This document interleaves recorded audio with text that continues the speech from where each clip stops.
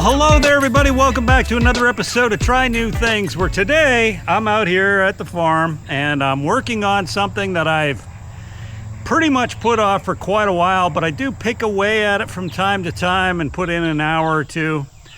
But what I'm actually doing is trying to finish up this outdoor patio area that we built last year.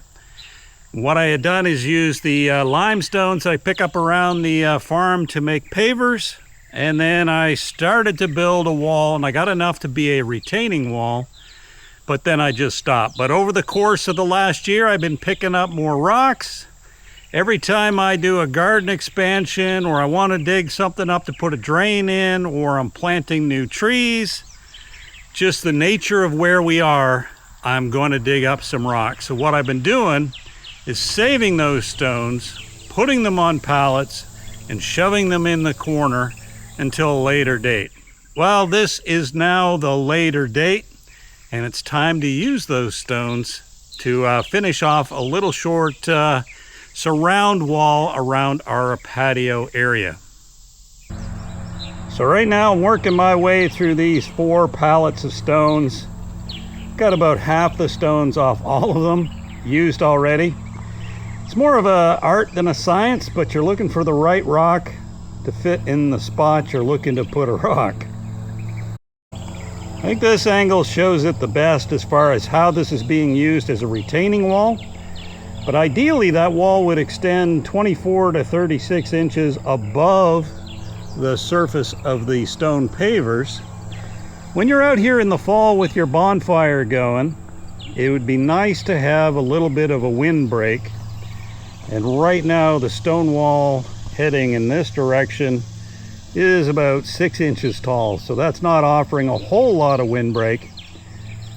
And until recently out here, the wall was flush with the level of the stone pavers, but I've been picking away at it the last couple weekends and I've got it up a little bit higher. So for now, this is going to be the final elevation of the wall, and I started here and I'm working my way around with the intention of making it level all the way back until it reaches the barn again. Not sure if I'm going to have enough stones to complete it, but if I don't, I know where I can find more. Just dig a hole. And if I have extra, I will start building it up even taller, but starting around the corner where the fireplace is there. And that way it'll offer the most windbreak, and also the stones will radiate the heat when we're having our bonfire here in the fall. Sometimes the stones I'm using are a little bit too big or too wide.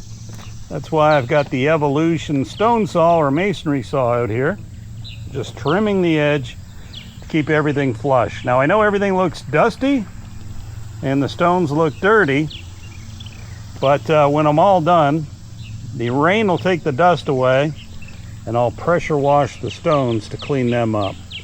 But that's what we're working on today, is to put a few more of these stones that are on these pallets on top of the wall, keep building it out level all the way up to the corner and then back to the barn.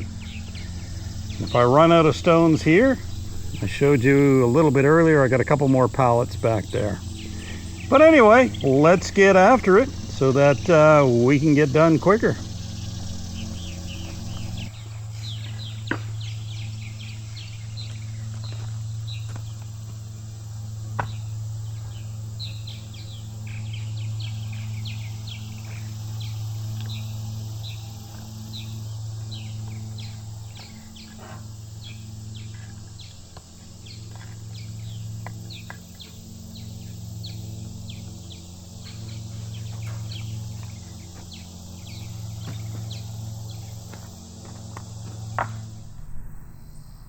Well, there's the look at our progress for today.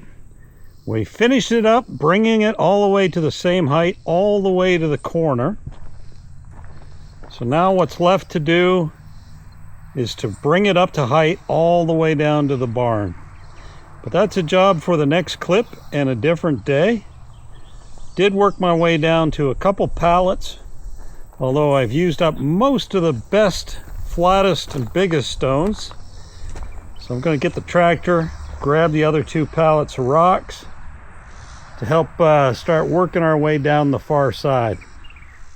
So we're back out here on another day, and it's time to extend the wall along this edge to the barn from that highest point in the corner all the way back nice and level. Now the first thing I got to do is grab the tractor, pick up a couple more skids of those rocks, and then we'll get started.